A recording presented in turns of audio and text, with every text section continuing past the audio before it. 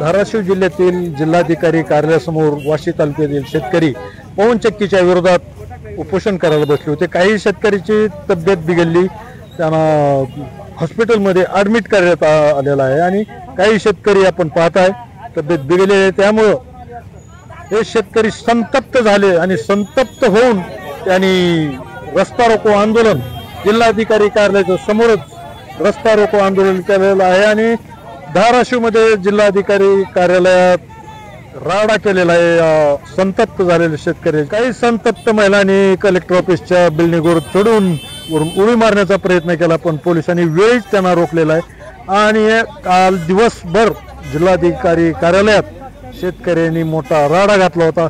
अत्यंत संतप्त शेतकरी झाले होते।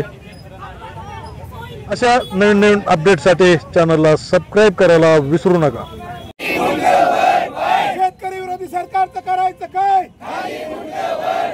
पवन चक्कीचा मुळी दाखवणाऱ्या प्रशासनाचा, पवन चक्कीचा मुळी दाखवणाऱ्या प्रशासनाचा, पवन चक्कीचा मुळी दाखवणाऱ्या प्रशासनाचा, शेतकरी विरोधी सरकारचं करायचं काय? शेतकरी विरोधी सरकारचं करायचं काय? पवन चक्कीचा मुळी दाखवणाऱ्या प्रशासनाचा, पवन चक्कीचा मुळी दाखवणाऱ्या प्रशासनाचा।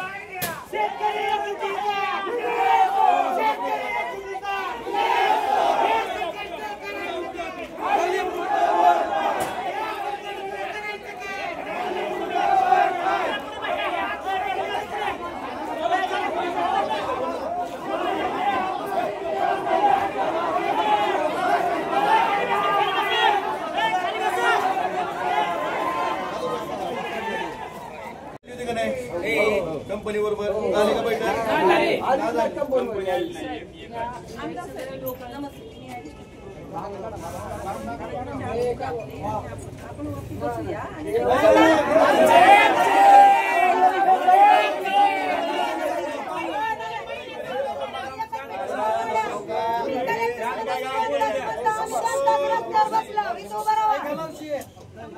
पाच दिवस झालं हे लोक उपोषण करते। जर तुम्ही ह्यांच्या प्रशासनामार्फत त्याला संपर्क साधला असता आणि त्यांना जर म्हणलं असतं तर आपण बसून भेटू, तर ही विषय आम्हाला एक वेळ चालली नसते ना। काय झालं मीटिंग मध्ये आउटपुट आले? कंपनीची माणसं तुमच्या कलेक्टरची मीटिंग काल मीटिंग होती, आले का कंपनीची माणसं? तुम्हाला खट्यावर बोलावं लागली हो त्या मॅडम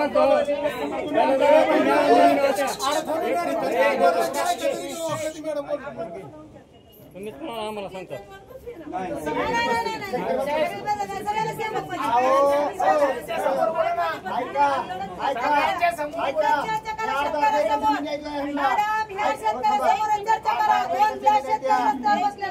दुखतंय आता चान्स सप्लाय, आता मीटिंग नाही आता तुम्हाला जे काय सांगायचं ऐका, आमचं एकच म्हणणं आहे हो का, सगळा विषय संपलेला आता. वाशीला जे उपोषण झालं त्यात जे तुम्ही आश्वासन दिलं होतं आणि इतरही शेतकऱ्याच्या मागण्या आहेत त्याच्याबद्दल तुम्ही कारवाई काय करा एवढंच सांगा. कुठं बसायची गरज नाही, काय करायची गरज नाही, त्याला आता सांगा आम्ही 2 तास तिथं बसलोय, तुम्हाला 10 मिनिटं उभं राहू नका काय, उभं राहा काय फरक पडत नाही. मावशी थांबा जरा. बोलू दे की काय वाशिला झालं त्याच्यानंतर निवेदन घेऊन आलेलं होतं की आम्ही 28 तारखेपासून उपोषणाला बसलो. आल्यानंतर कलेक्टर साहेबांनी काय केलं, मॅडमच्या अध्यक्षतेखाली एक कमिटी तयार केली. त्याच्यामध्ये पोलीस, त्याच्यानंतर SDO, शेतकऱ्यांचे ह्यांचे 2 प्रतिनिधी आणि कंपनीचे 2 प्रतिनिधी अशी सगळ्यांची मिळून एक कमिटी तयार केली.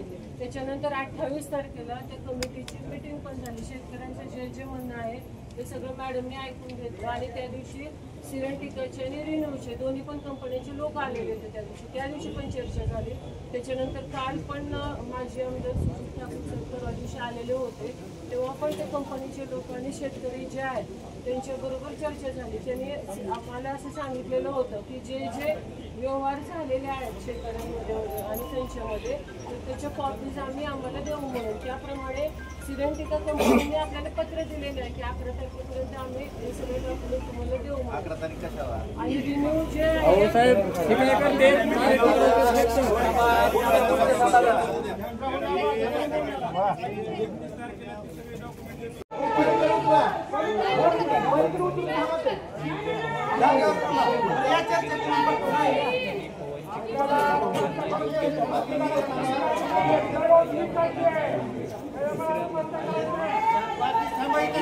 बाकीचे